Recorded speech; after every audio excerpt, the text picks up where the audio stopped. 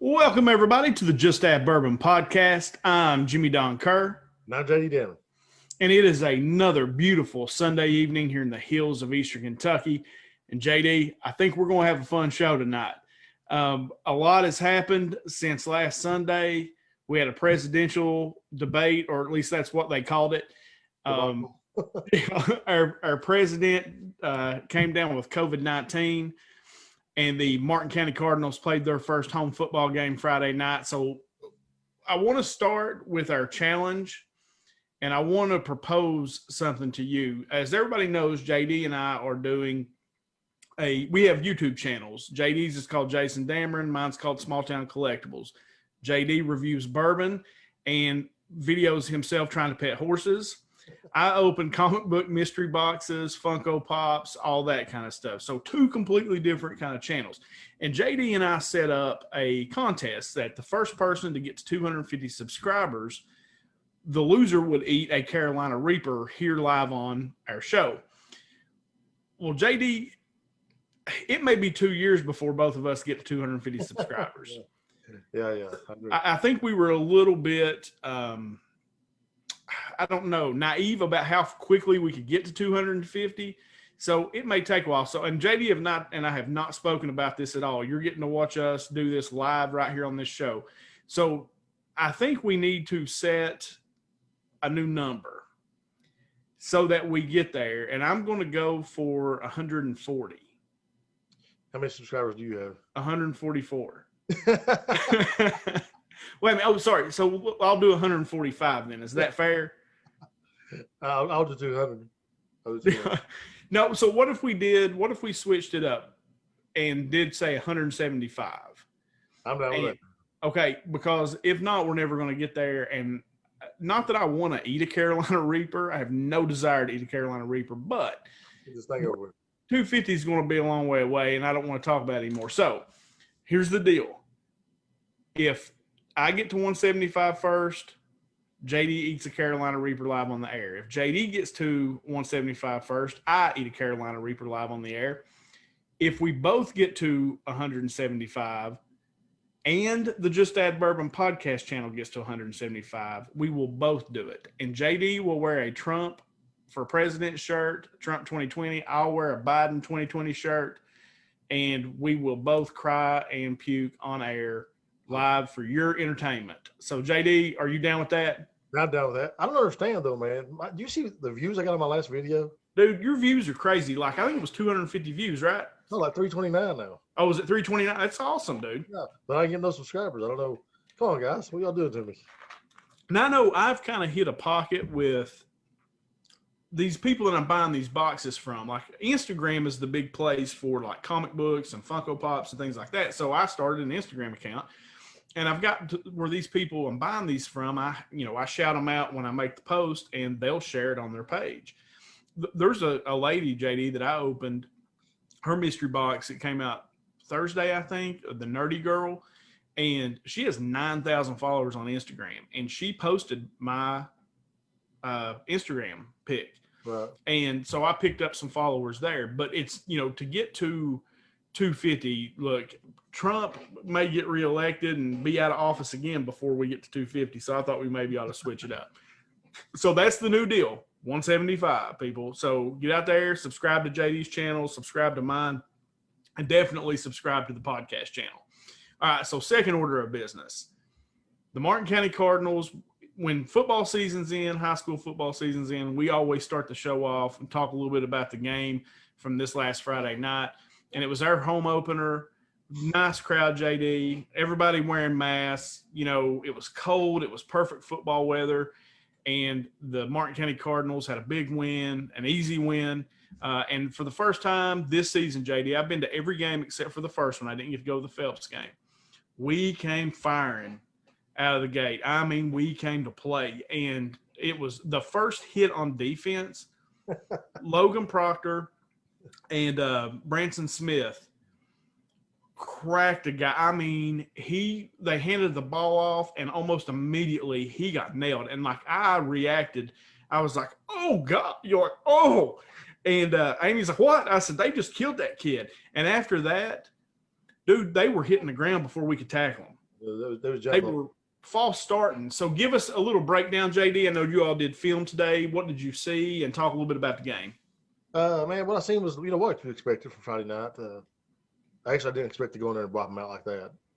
I knew we could have some success. Our kids are starting to buy into what we're doing. They're starting to see it on film. If you do, you're going to put yourself in a good situation, put your teammates in a good situation, and things are going to work out for you. But at the end of the day, we got number 10 back this week too.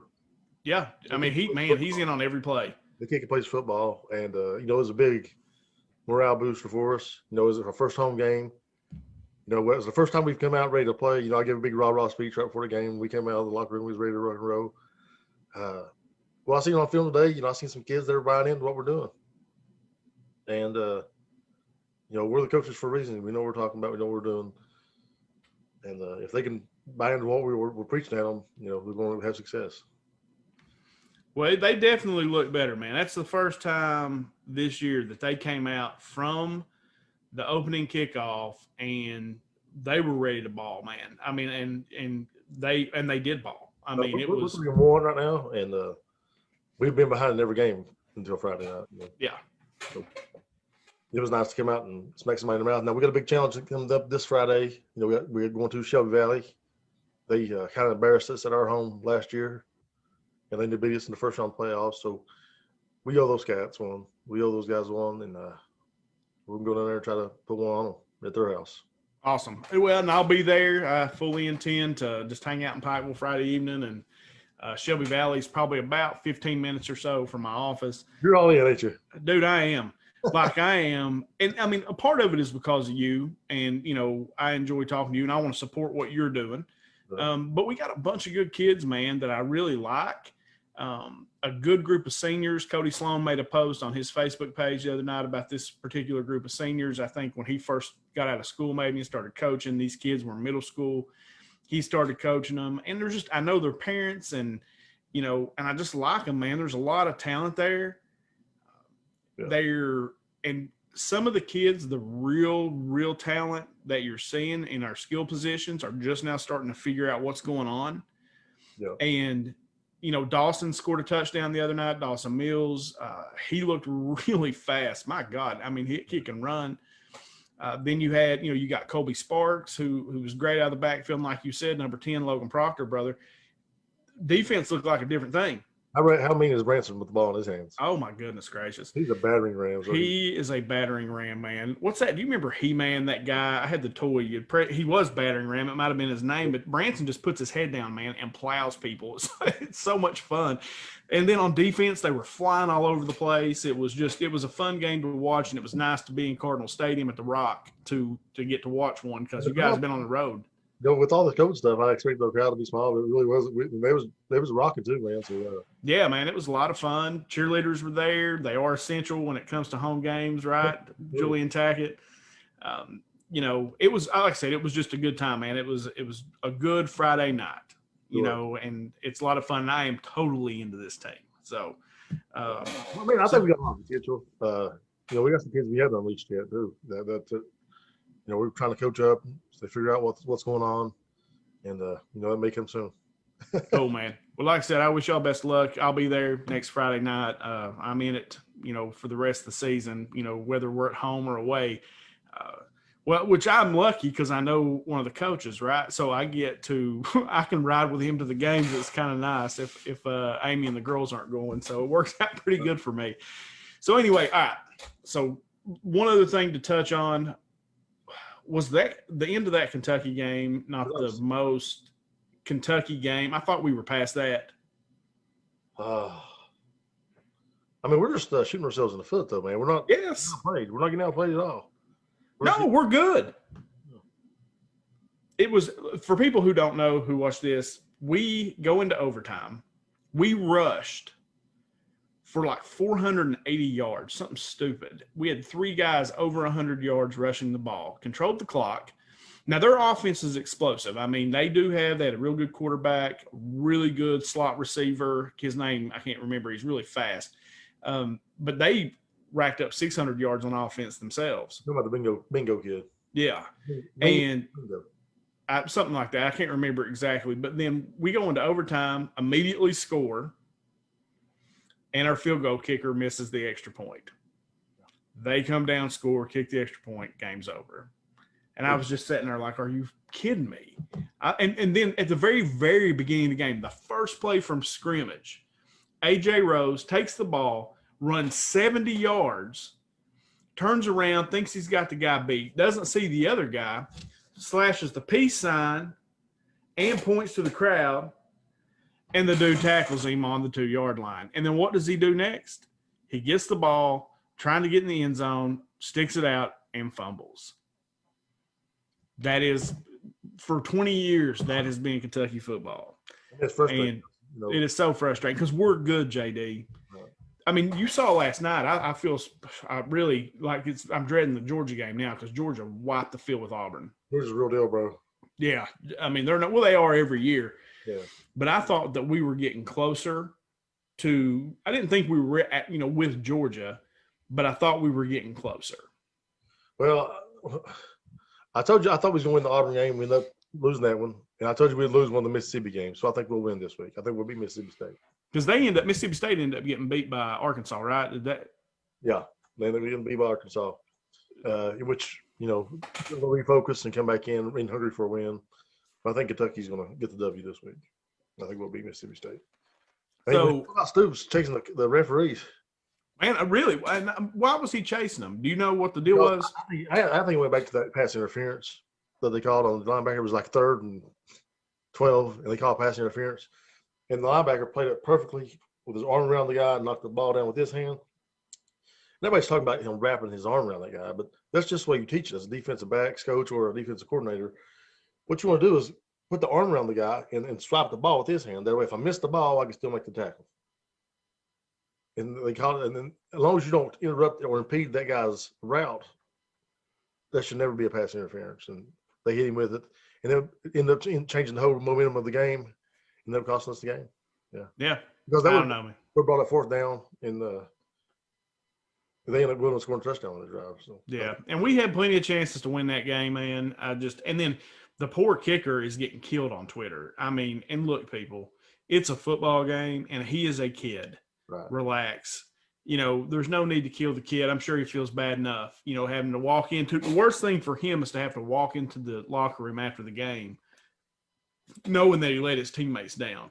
And that's all. He doesn't need any more than that. I'm sure he feels bad enough, so everybody needs to chill out. He missed the field goal previous to that. Then he missed 2.2, so it was a rough night for that kid. Yeah, sure was. All right, so for those that are tuning in, this is what you're here for. Ding, ding. Yeah. So let's talk about the debate, JD. And what I want to do is I want to start with when you walked away from the debate, quit watching it. How did you feel as almost immediately the debate being over? My initial thought was, there is no way you'll ever convince me these are the best 2 guys we got to run this country. You just cannot convince me of that. These guys are obviously put there by their parties to do what they're bidding. But you can't convince me these are the best 2 guys we got. You just can't. I will never be convinced of that. I thought Trump was arrogant and rude. And I thought Biden was, drawn into it, and he stepped right into it. That's what I think. And then at some point, you got to rise above it. That's right. Yeah, I agree. And I walked away, and I had a very, very similar thought. I was like, dude, how can anybody vote for either one of these jokers? Because I thought Trump looked like an arrogant bully. And I honestly thought Biden looked like a feeble, weak-minded man. And I almost felt bad for him the way Trump was going after him. It was like somebody was going after my grandpa. You know what I mean? And it was just like that was my initial reaction. I thought Trump bullied. And then I did not like when Biden, they said his people told him to do this, but I just don't like it. Like when he called him a clown or told him to shut up, the shut up was the worst one for me. I don't care what you think about the man in the office. It's still the office of the president of the United States. And I just don't feel like you can. I just don't feel like you should tell the president to shut up. Well, I think you're probably right, but I don't think the president ought to hold himself carry himself in a manner that demands respect instead of being irrespectable or being disrespectful. If you want to be respected, then what do you do?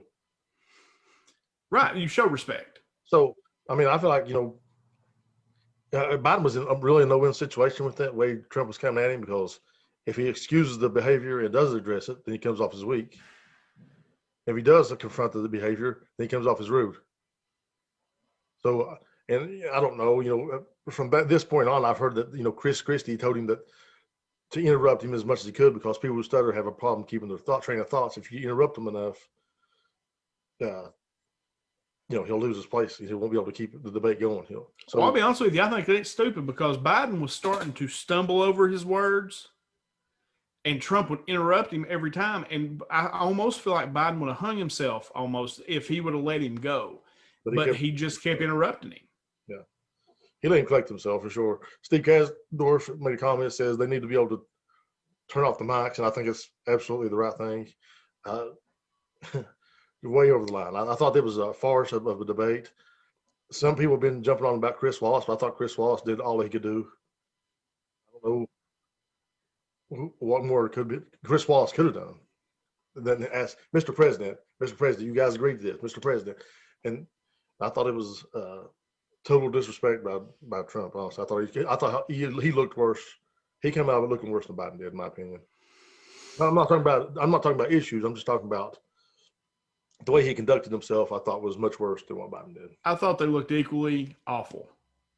Like, I truly, and I told J.D. this. I sent J.D. a text the next day, and I said, I truly go into, and I mean this, I try to go into it open-minded. Clearly, I'm a Trump supporter, right? But I want to go into the debate. Is there something Joe's going to say about his plan for the country and how he would like to see things ran that makes sense to me, that could potentially change my vote one way or the other? I didn't get that from either one of them. Right. Well, I understand that. You may not like what Joe Biden had to say about his plans for the future, but he did give you a plan for the future. Trump had nothing to say about the future. He's running on the second term, and we still don't know what he's going to do in these second 4 years. He's not said at all. And they asked him point blank, he still didn't say. So you might not like what Trump had to say about the future going forward, or Biden had to say about the future going forward, what he's going to do. But at least he told you what he was going to do, what he planned on doing. Trump hasn't given us that. See, I didn't hear that from Biden either, though. I mean, I heard, because both of them were asked direct questions that they didn't answer. The rest of it was a bunch of mumbling nonsense that they were arguing with each other. I didn't hear anything. The only thing I heard from Biden that I didn't really like, right? Like, what he said that I did not care for was they asked him directly, will you stack the courts? And he wouldn't answer it, because that's exactly what he'll do. And I think that's wrong, because, Trump is the president until he's either, beat. And if he gets beat, then he's the president till whenever inauguration is. And he has the right to put in a Supreme Court justice. He has that right to nominate. The Senate has the right to confirm. And he told Biden, he said, look, I'm the president for the whole time. I'm not president till now. And he's right about that. But the left has, and they have repeatedly come out and said, we will stack the court to offset what Trump can do. And I don't agree with that at all. Like, I do not think that's right. And Biden would not answer that question. I don't like the idea of stacking the court either. Obama was also president until he wasn't anymore, but he couldn't even get, the Senate to even get a vote on the nomination. So right, but that's the Senate's right. The Senate has the right to confirm or not, and the Senate chose because he did not have the Senate. Trump has the Senate, and it has been like that through history. But dude, there has not been through history that 342 days before the election you don't hold up a Senate vote. That's not been historical. That has been people playing politics, is what that is. So you're going to hold it up for a year, but you're not going to hold it up for 2 months. That's not consistent. That's inconsistency. 29 times in the history of our country has a Supreme Court justice been up during an election year. 29 times. only twice when the president was a Republican. I'm using this, but when they were different, the Senate and the president were different parties. Only twice did that person get confirmed. Twice. All the other times, they did not get confirmed when they had. If the president had the Senate, they were the same party. They got confirmed, whether that be Democrat or Republican. If they were opposite, only twice out of 29 times did that person get through. So It's absolutely. Now, look, I don't agree with it. It's not consistent. If it's consistent, it's consistently probably why we're in the mess we're in. People are playing politics instead of putting policies above politics, by putting their parties above people instead of serving the people. So what happened those 2 times? So there's exceptions to the rule, right? There's exceptions. 342 days should be an exception. 2 months should probably, if there's going to be an exception, it should be an exception. So it's not consistent. It's totally inconsistent with everything that Mitch McConnell said, everything that Lindsey Graham said, and that's the people who are supposed to be the party of the people. So I don't really, that's not consistent. So you're saying that we should change the Constitution, that the president is the president the whole time, right? The president is the president until the next president's inaugurated, whether that be him or the next guy. He 100% has the constitutional right to nominate. The Senate has 100% the constitutional right to confirm or not. And under Obama, and I look, for the record, I don't necessarily agree with what McConnell did the last time, but he had the right. He controlled the Senate.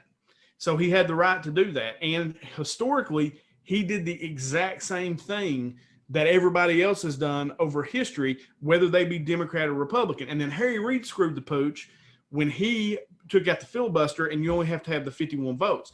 So he set that up. So you've got a Democrat who screwed it up and a Republican who screwed it up. Right. So the president is the president until he's not the president anymore, till January the 19th of the following year of the election.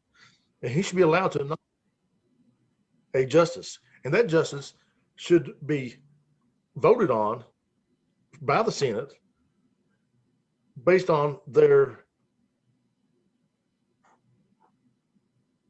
legitimacy to that appointment or not, by their experience, by their knowledge of the law, not by whether he's nominated by a Democrat or Republican. That is not constitutional. So we need to stop. Whether if it's consistent, it's a bad consistency. Each other over top of us. We need to stop playing parties over people. We need to stop putting politics over people. We need to, and I know the GOP always wants to bang their chest about being the constitutional guys, but they're totally inconsistent with what they're doing. And maybe the Democrats are too. So what? I don't care. Let's be consistent. If the president nominates somebody, let's have a vote. But you can't be the same Senate leader who says we're not going to let the people decide during an election year, and then the next election year cycle come up and then not have that vote, then have the vote. That's not consistency. That's not consistency. You've also heard that is people playing politics over and parties over people. That's what that is. But I don't think you can lay it strictly at the feet of Mitch McConnell. You can't. He's the guy who says if it comes up for vote or not. I understand that. But here's the thing. When the last time this came up, after, when Obama was the president, the exact same things that the Republicans are saying today about nominating were the exact same things the Democrats were saying. They both are wrong. And I think that's where you and I actually agree on this, is I want consistency too. That's the thing. If you're going to do it one way, always do it this way. Don't hold it up for politics. If, like I said, do I want a conservative Supreme Court justice? Yes, I do. I do not want a left-leaning Supreme Court justice. That's just my personal politics. That's me. But I do want you to be consistent. Now, I said on there, but I feel like over the last however many years, that what McConnell did this time, what McConnell did last time, is actually consistent over the last 60 years. And so, sorry. Well, no, I mean, just based on the outcome, there has been more times than not, if you have opposite parties in the presidency and the Senate, that the person didn't get through. They didn't get their Supreme Court nomination through. It only happened twice. So it is, to me, it is consistent. Consistency is based on statistics. Statistically, what has happened right now is a higher percentage of that has happened over the history than allowing it to go through. Yeah, we're not talking about 60 years or 40 years or even 200 years. We're talking about something that changed in the last 4 years. So 4 years ago, when the Democrat was nominating the Supreme Court justice, the Republican Senate Majority Leader decided not to have a vote because he said he wanted the people to decide, not because he didn't say because we held the Senate, we can just do that. He said he wanted the people to have a voice and have the election before the nomination was voted on. And so now, why does he want that same thing? How is that consistent? Explain that to me. Because about him personally being consistent. Oh, no, he's not consistent. I mean, I'm not going to agree with you. I'm not going to disagree with you on that. We actually agree on that. As, look, you held it up last time. And historically, that's what people have done, dude. Historically, that's what they've done. Right. And I tell you, really, the guy that commented, I can't remember his name. He commented that Harry Reid is the one that really screwed the pooch here. Because when he took out that filibuster for the Democrats so that you only had to have the 51, you basically needed the majority. He opened the door for this very thing to happen. So you got him, he was playing politics. And as Obama historically said, and I did think it was brilliant because Trump said this, elections have consequences. Yeah. And because Obama used to scream that all the time. He used to say it all the time. And Trump said at the very beginning of that debate, he said, elections have consequences. And they do. In this case, you're going to get a Supreme Court justice through. Whereas last time you didn't. And so is it right? Look, is it right? No, I don't think it's right. Like, I think that if you're going to hold them up in one sense, you need to hold them up now too and let the people vote, because that's exactly what McConnell said. Right. That's my personal feeling. I think you should be consistent in what you're doing. But historically, it is very consistent with how politics have been played. Also, just a small note on the Harry Reid filibuster thing. They didn't do away with the filibusters when it comes to Supreme Court justice. This is budget issues. It's not even applicable. So you're telling me it is, because it's still the same number of votes. But McConnell can get that Senate guy through without the 60 votes. It applies across the board. He has to have 51 votes. That's all he's got to have. They've never done that. It's never been done that way. Never been done that way. Even with Harry Reid's thing, it's just the only thing that was applicable to was budget issues, not Supreme Court justices. I don't like that because you're applying. He did it for budget issues, but it applies to every vote they make. It don't though. But it does, because McConnell's going to get this Supreme Court justice through with 51 votes. Tell me it doesn't apply. But it's not supposed to, though. That's what I'm saying. That's not what the Harry Reid thing was. That's not what Harry Reid did away with. But so I'm sure if the Democrats were in right now, they wouldn't be doing the exact same thing that McConnell is just using it for his advantage. Yeah, they might be, but they probably would have appointed a Supreme Court justice if there had been a Republican president last time, with 342 days left in his term. You're saying they would have? They would have, for sure. I think so. No, they wouldn't have. Look, dude, if you believe that really, then we can't have another conversation, because there is no truth to that. If that would have been a Democrat, it's not hypothetical. We don't know. Yeah, we don't know. I'm just saying what I think. Yeah, but no, I think the Democrats. Look, dude. Here, okay. So let's kind of go back to the debate, because me and you could debate Supreme Court justices all day, but I want to make sure we cover some of this other stuff. So let's talk about just some of the different things that they tried to talk about that, like I said, it was just, I don't know. It baffled me. Like, okay, so I tried to really think about why Trump did what he did. Like, what was the strategy to come in there and bully him? And maybe it was to kind of throw him off his game and try to make him stumble. Because he's clearly done that over and over and over on the campaign trail, and he did it a few times in the debate. But overall, Biden, you can tell, dude, that cat was sharp in his day. But I think he's starting to lose a little bit. That was my personal observation. Sure. But let's talk about some of the things that they tried to discuss. Okay. So, number one, let's do it this way. Okay, go ahead. Trump was the strongest on. Okay, I can do that. So, do you have one in particular that you wanted to point out? Strongest on, I thought that, let's see. I know what I think he was the weakest on. Obviously, we all know that at this point, what he was the weakest on. I thought there was a few things he was weak on. He was strongest on probably with his law and order speech, about he's the president of law and order and all this stuff. And that was probably his best shining moment, I think. It was, and that's the part that I agree with him most about is his law and order stance, Trump's law and order stance. Like if I'm trying to look at Biden versus Trump and where they stand, and unfortunately for Joe, I don't even know that I really think Joe is that left. I mean, which is, but Trump kept saying it, which was smart on his part. Joe, you just lost your base. You just lost your base because they're trying to paint the Democratic Party as being these left-wing nut jobs. Right. And a lot of them are, but so are the Republicans. Their base is a bunch of right-wing nut jobs. Right. And it's, but he's really trying to attach Joe to the rioting and those things. And they never want to talk about it because they really are. There's a bunch of people going to come out and attack him on their side if they do that. So I thought Trump, I agree with that. I thought Trump was really, really strong on the law and order. Let me throw one I thought Biden was strong on. Okay. Like two things really. I thought it was, I just didn't like it that he threw his son that had the drug issues and I thought Joe's response to that was fantastic.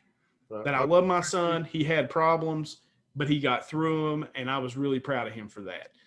That's a great response, dude, because we live in a place where, half the people here's kid probably had some kind of drug problem at some point or another.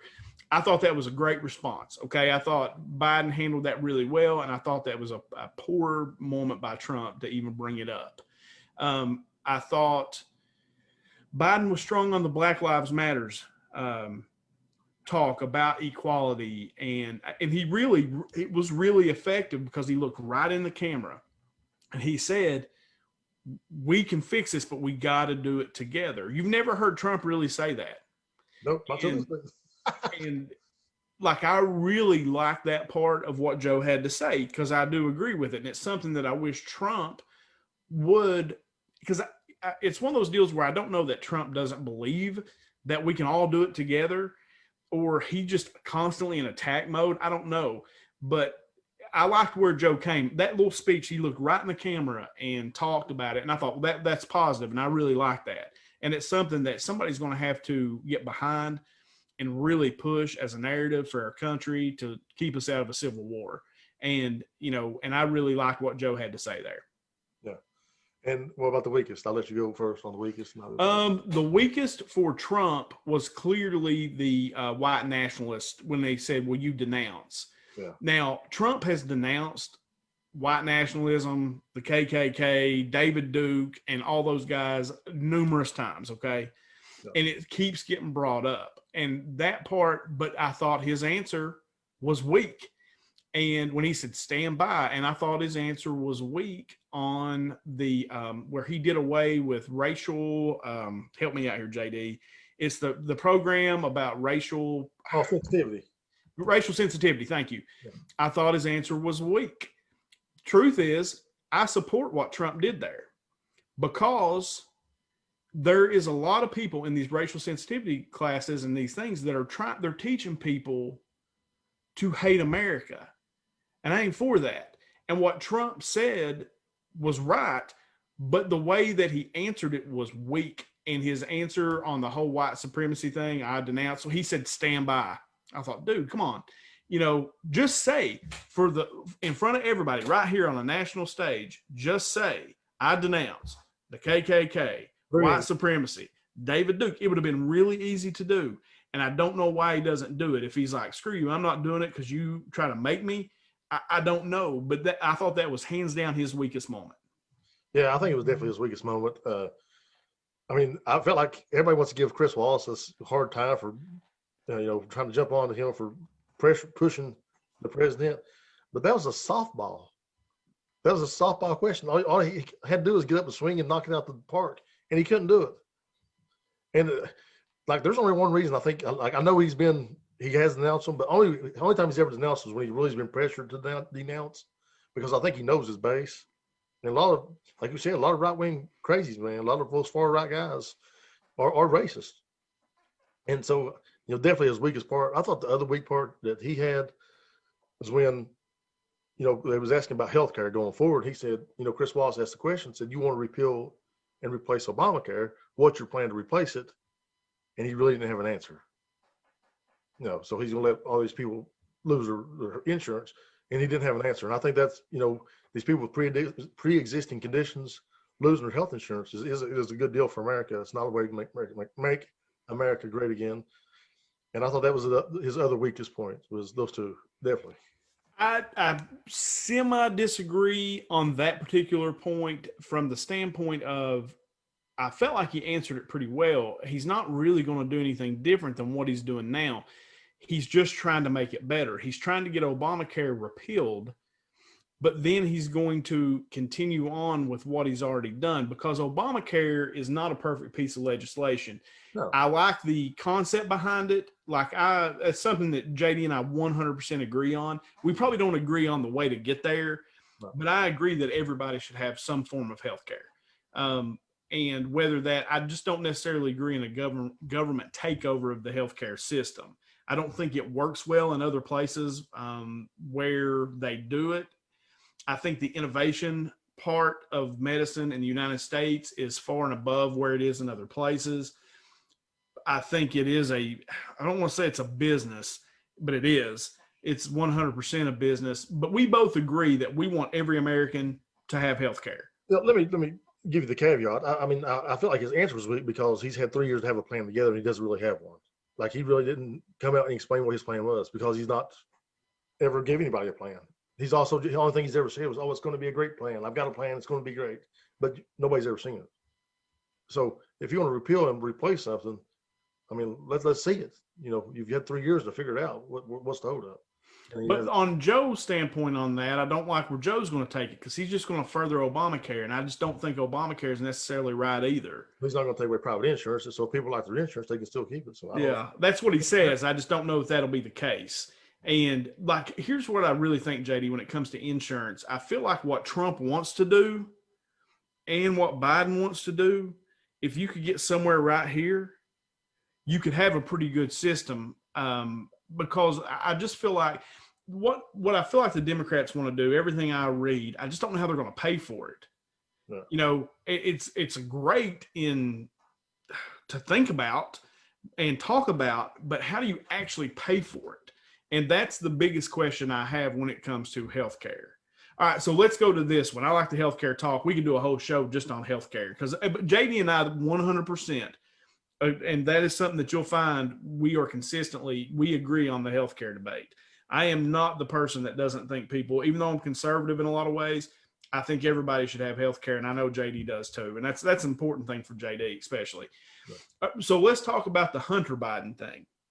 Okay. I think you could almost make the whole debate about Hunter Biden. And here's the thing that I find interesting about that, right, is Trump was accused of something. They tried to impeach him. He was taking money from the Russians. He was a Russian agent. The Russians wanted him in there. And then you have absolute evidence that your opponent, his son, has taken money from China, from Russia. It's in a Senate report. And Biden says, slow down, that's been debunked. Right. And that ain't true. It is true. It is absolutely not true. Well, I've read about 18 articles this week about talking about it. Me too. And it is 100% a fact that he got $3.5 million from the mayor of Russia's wife. He also got money from China. He also got money from Ukraine. That is 100% a fact. We're just reading. We're having a social dilemma, JD. Oh, that's what I'm going to say. So yeah. You're thinking I'm crazy because I've seen where it was debunked, and I think you're crazy because you've seen where it's absolutely true. But from everything, I've not read anything where it was true. I read where the guy in the Senate made the accusations of it. The proof of it has been absolutely nil, though. Because if those things were true, he'd be in prison. And Trump's had 3 years to get him there, but he can't because it's not true. If it is true, why is he still walking around? Well, the Horowitz report's still going. And part. No, if they didn't knew this was true, though, they could make the arrest, right? They 100% know it's true. They have documentation. So if he's the president of law and order, why is he walking around? Well, the question is. No, that's the question. No, what can you prove? Can you prove? So if you can't prove it, it ain't true. So if I'm on a board and I get paid $3 million for doing something I know nothing about. Right. That's a legal payment. Okay, so that's not against the law. I was on a board. Sure. I didn't know anything about it. That's not against the law. They put me on the board. They paid me $3 million. Right. That's not illegal. The question is, why did I get that position? Because my dad was the vice president of the United States? Probably. Could it be for influence? I mean, So as far as what I'm telling you is he didn't necessarily do anything illegal. but that's not what the. But he is clearly taking money from China, Ukraine, and now Russia. It's not been proven, Jimmy. It's just speculation, which is why he's still walking around. It's not speculation. About the $3.5 million is absolutely speculation. It is 100% proven that he took if it was proven, he got the money. If it was proven, he'd be in jail right now. No, he didn't do anything illegal. I think so. The Ron Johnson is a senator, and the report has 0 things in it. So you can say it's true all you want to, but it doesn't make it true. It's speculation. Okay. We will agree to disagree on that. Okay. And we will send each other articles this week to counterpoint each other. So, because it is 100% accurate that he took this money, he did not necessarily do anything illegal. I mean, he got a bunch of money to do something he was not qualified to do. It's not illegal. But the $3.5 million from the mayor's wife would have been absolutely illegal, which is what, but it didn't happen. It's just speculation. Yeah. I could claim anything, but I got to be able to prove it. Well, that's been proven over the last 4 years. Anything can be claimed to try to impeach a president, to do whatever. That was, though. And none of that happened either. Well, none of it happened. According to the phone call transcripts, it did. But anyway. Yeah, no, but he's a Russian agent. He's all these things. They've tried to impeach him. They tried to do all these things. That's the one thing I will say for Trump. And I almost kind of understand why he came like he came at Biden is, look, dude, they talk about him because he has famously said multiple times, he doesn't say I won't accept the election. He says that if it's free and fair, I will accept the election.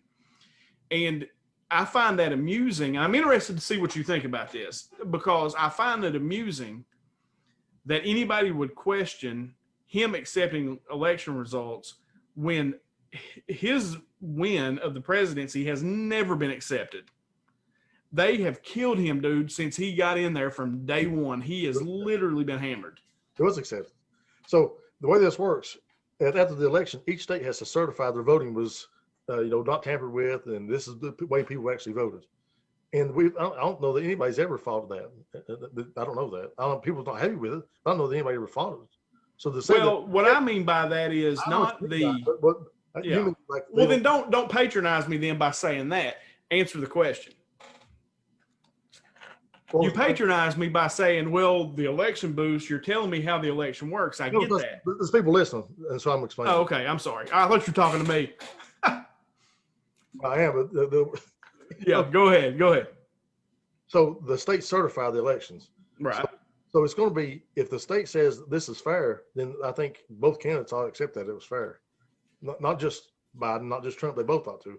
So because that's why I think it's scary to elect somebody or to have somebody in an election that says they're not sure if they're going to accept the election results or not. That to me, that's a dangerous thing for our democracy.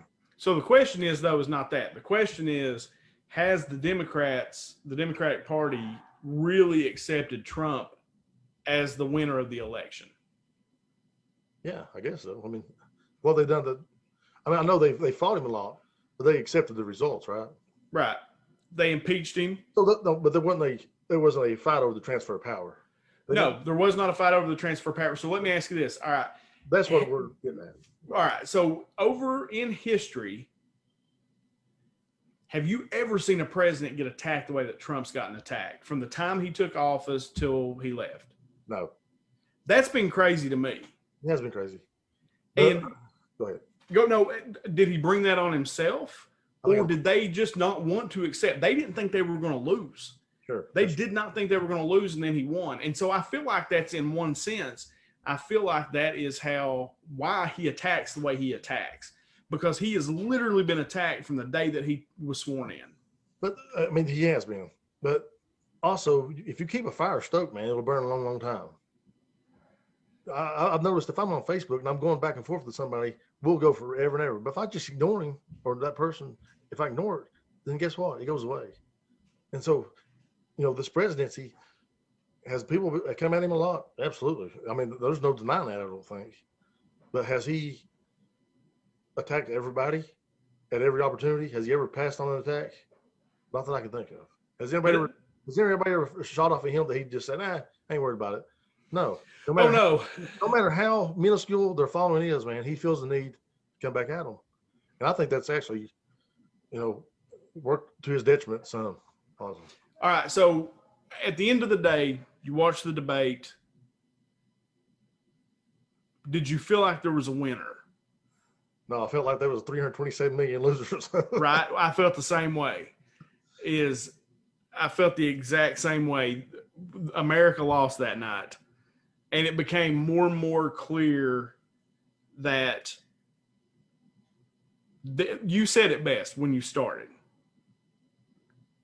There has to be two better people in this country to run our country than those two. And that's honestly how I felt too. Now I still of the two, my vote didn't change that night. I went into it open-minded. And I say I went into it open-minded, but did I really? I don't know. Like I'm clearly a Trump supporter. You're clearly a Biden supporter.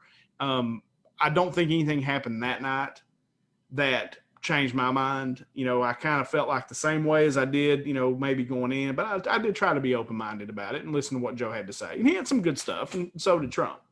Right. Yeah, I think so. I think you're right. I mean, that's true. I don't disagree 1,000% with Trump, and I don't agree 1,000% with Biden. But I do know, and this is probably just because I know so many more Trump supporters than I do Biden supporters, But I've had people message me or comment on Facebook. I'm ashamed the way the president acted last night. And, people who have been staunch supporters of President Trump who got T-shirts and socks, and they're like, I'm ashamed to wear stuff in public after that. Yeah, well, I mean, I messaged you and said the same thing. I was like, dude, I don't even know who I'm going to vote for. Yeah.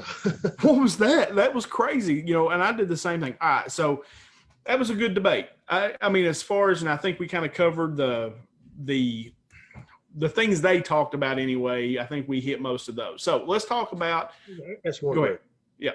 I just want to ask, how did you feel about Chris Wallace? Did you feel he was down the middle, or did you feel like he was picking on Trump? No, I felt like he picked on Trump a little bit, but I felt like Trump deserved it because he wouldn't shut up. I don't feel like Wallace necessarily had a choice. I didn't think Wallace had a good handle of the facts that night either. And for him to be able to essentially counterpoint what they were saying and say, no, look, you actually said this. Right. And he did that a few times. Do I think he was down the middle? He was pretty close. I mean, was he, if I had to sway him one way, I'd say he doesn't like Trump. And everybody knows that. And when he interviews Trump versus when he interviews Biden, it's completely different. He attacks Trump in a completely different way. But Wallace overall is a pretty good journalist. Right. And, and I think he tries to be fair. And I feel like he was probably, if he was a shade either way, he was a shade towards Biden. But for the most part, I think he was down the middle. He just lost control. I just remember thinking during the middle of one of Trump's, rude interruptions, it's like, man, could you imagine being a dignitary in some country and have to deal with this guy or try to debate this guy, or try to work out something with this guy? Like, I was like, man, what are we doing here? No, and I felt the same way. Like, I agree with what you said, and I felt the same way about Biden calling our president a clown, telling him to shut up. If Trump had done that to somebody, they'd have killed Trump for that. I mean, killed him. He got applauded for doing that, and I think that's absolutely wrong because that is still the office of the president of the United States. Whether you like the man that sits in it or not, that office in this country means something, and you're supposed to show it respect, and he showed a complete lack of respect for the office. They both showed a lack of respect for the office. Right, but I felt like that Biden's was more reactive than proactive. That's just the difference, I think. I don't know. They said after I went around, I started flipping through the channels and just seeing reaction. Of course, Fox News thought he killed it. He destroyed Biden. CNN thought Biden destroyed Trump. ABC was kind of in the middle. They were kind of like me. That was a debacle. That was ridiculous. But I heard him say that was the plan, was for him to hit Trump like that ahead of time. and try to make Trump, look, like just disrespect him. And like I said, you may not like Trump. I don't care, but he is still our president. Right. I didn't necessarily like Obama, but he was still our president. But the difference is that Obama acted presidential. He did. I don't think what Trump did Monday night or Tuesday night was presidential. I don't disagree with that, honestly. I thought both of them disrespected the office. Yeah. So let's talk about Trump getting COVID. Yeah. Right. So, I mean, I thought that was interesting. It sounds like he's doing okay. Yeah. He's making it through. It was a concern because of his age. And he is overweight, and he seems to be pretty healthy. I mean, he's like the Energizer Bunny. It seems like he never stops. Still have the energy. Yeah. And so he's still going, still doing his thing. I thought it was interesting. And I had two takes. Like, I actually thought that Biden would get coronavirus.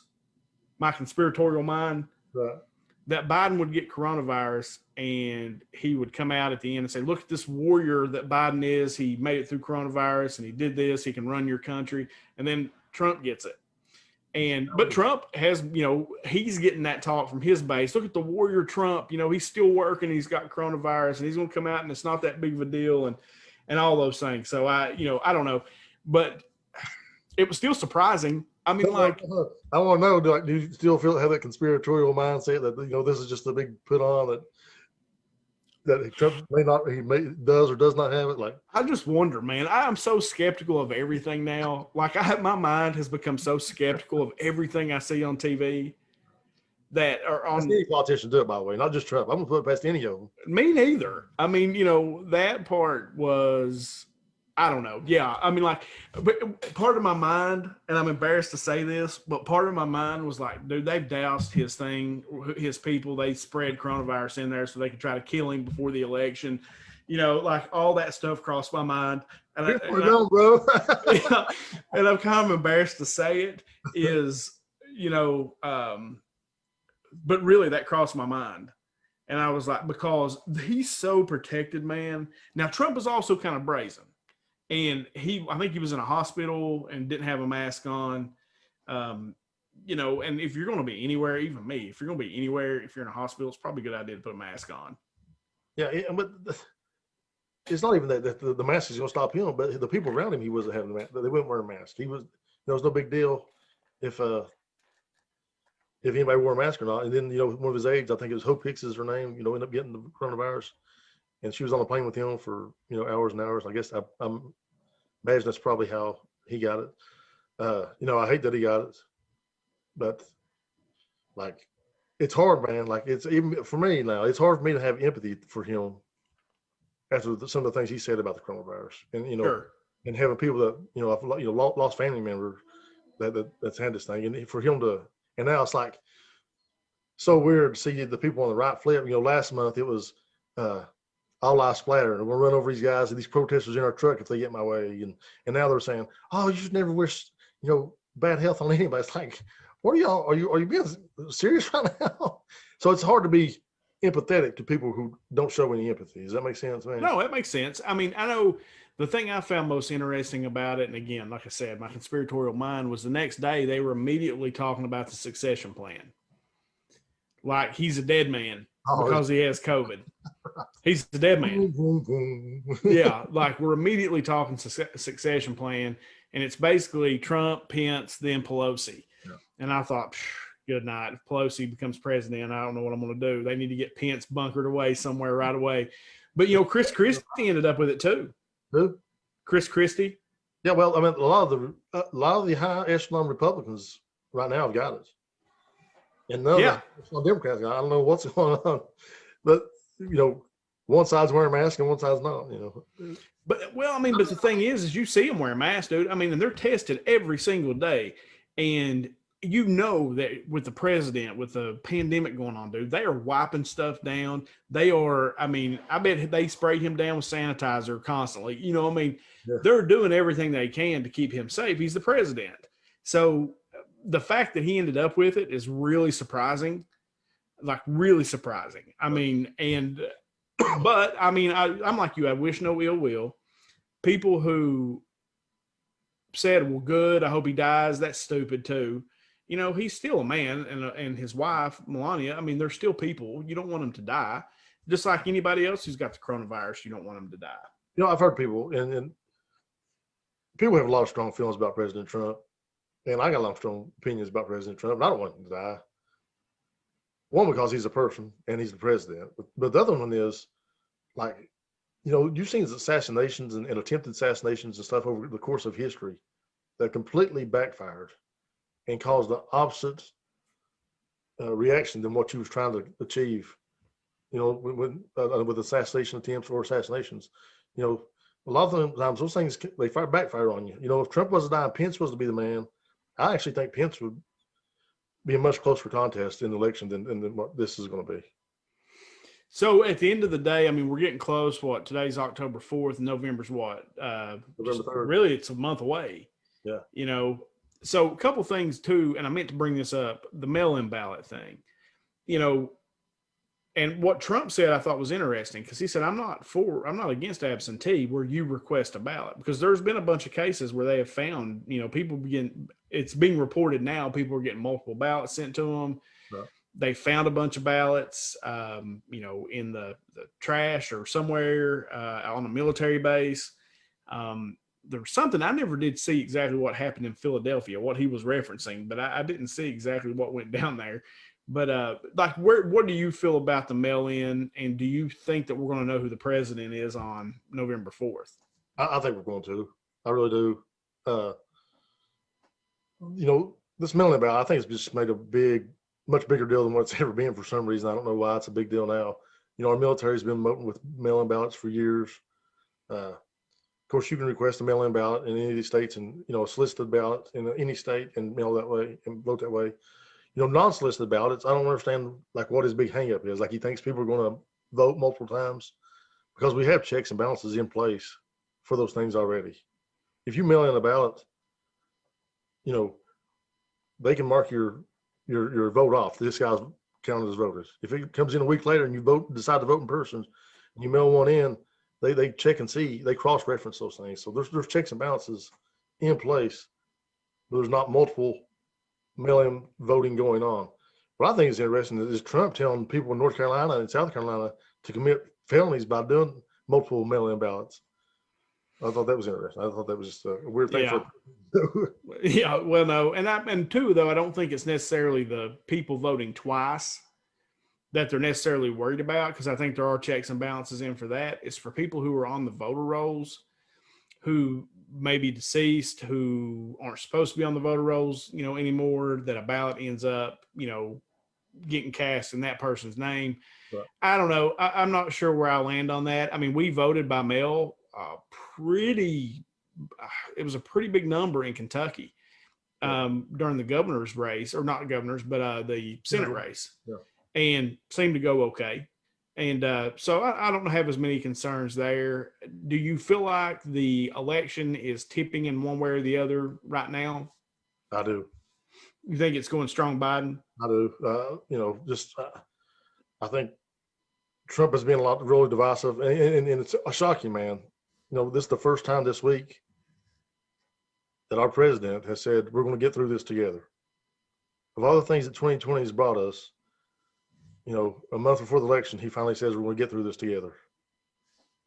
And that was with him being sick. It took him being sick, his family getting sick. So for him to say we're going to get through this together. And I think people have seen that, and how divisive he's really been. I think it's really hurt him. And I also think that Joe Biden being functional at the debate really hurt Trump in his campaign, because they played that card that he was, suffering with dementia for so long and so hard that when he showed up and was functional, I think it hurt him. How do you feel? I think that Trump is going to destroy Biden. Really? I think we'll know on election night too. I think there's a lot of people, JD, that are Democrat and Republican, that are appalled and fear what's going on in some of these cities, and a lot of the message is anti-police. And I think the majority of Americans, whether they're right or wrong about what's going on out there right now, with the black community. I don't think there's anything wrong. I think these protests are great. Personally, I think they're great. I think it's another historical moment for our country and moving in the right direction when it comes to everybody, all Americans being treated equally. And so I think that's a good movement. But I think people are really, really concerned about where the left is going with this whole defund the police, the law and order aspect of it. And I think that at the end of the day, there's a lot of people who are scared to death to say that they support Trump that will end up voting for Trump. Whether you're independent, whether you're black, Latino, white, a woman, whatever it is, and I think Trump will absolutely destroy him on election night. I don't even think it'll be close. Yeah, I don't think it's gonna be close, but I think it's gonna be the other way. Obviously, just because I think, like I said, I don't know anybody who didn't vote for him the first time that said, you know what, he's done great these 4 years. Let's do it again. I don't know anybody's done that. I do know people that voted for him the first time that are not going to vote for him again. So just personal anecdote, that's, Sure. But he can't win with what he had last time. He's not facing Hillary Clinton this time. Joe Biden is much more likable than Hillary ever was, and I think he's in trouble. Yeah, no, I think he was. I think he did a good job until 2020 when you had a pandemic. I say it all the time on here. A pandemic, the 1960s, and the Great Depression all happened within like a month of each other in an election year. Up to that point, he's probably one of the most divisive presidents we've ever seen, just because he doesn't care to clap back at whoever says anything to him. Most people don't do that. He does. He claps back at everybody. But he had a really, really strong economy until the pandemic hit. The only reason that the economy went down the tubes is because the pandemic hit. We were at record highs. And the fact that the stock market has done what it's done during a pandemic shows you how strong it really is at its base, at its core. And if we can get a vaccine and we can get past this, the economy is going to come roaring back, man. It's going to be the same as it was. And I think people will take into account that the pandemic changed the last year, his election year of presidency. And personally, I think on purpose. I think that's the whole thing. Well, I hope you're right. I hope the economy does come back. But, as far as the economy being cyclical, it's never good under Republican the second term. And so then it's always fixed by a Democrat after that. They get it fixed, then they get voted out, and the Republican runs in the ground again. So we'll see. Well, here's how I see. I looked at a chart the other day, and even under Obama, right? Because in Bush, it was down here. Right. And Obama was taking it gradually up. Obama didn't do a bad job with the economy. I don't care what anybody says. The man did a pretty decent job. It wasn't good for us here locally, but the global economy and the economy as a whole nationally, Obama didn't do a bad job. He actually was bringing us out. It was just really, really slow. And Trump comes in and it does this, right? It goes straight up. Then the pandemic happens and it does this. Right. So it was up here and it goes down. So now, if we can get our bigger cities open and we can get some other places open, I think you're going to see it continue to go up. So I don't know. Like I said, we'll see. Great debate tonight. I enjoyed the debate. That was fun. One last thing though, like about the Obama economy, gradually climbing. That's what his plan was. That was what they wanted. They wanted steady employment rates to go down. They wanted steady median incomes to go up. And they didn't want a big skyrocket. They wanted gradual growth because they don't want to get to the top and explode. It's easier to maintain a gradual growth than it is a skyrocket. So that was their whole plan. So that's that way. It was designed that way. So, and like I said, I don't care what anybody says. It wasn't for us here locally where we live in Eastern Kentucky. Right. It was crap. I'll just tell you, my business did not do as well during Obama. And like I said, I voted for Obama the first time, but then the second time I couldn't because he was bankrupting everybody around me. And then my business struggled. And as soon as Trump came in and took some of those regulations off, pop. And now interest rates are really low because of the pandemic. And now I'm up here, so economically, locally, I couldn't vote for Obama again. But if you look at his economy on a national scale, what he did, it was not bad. Right.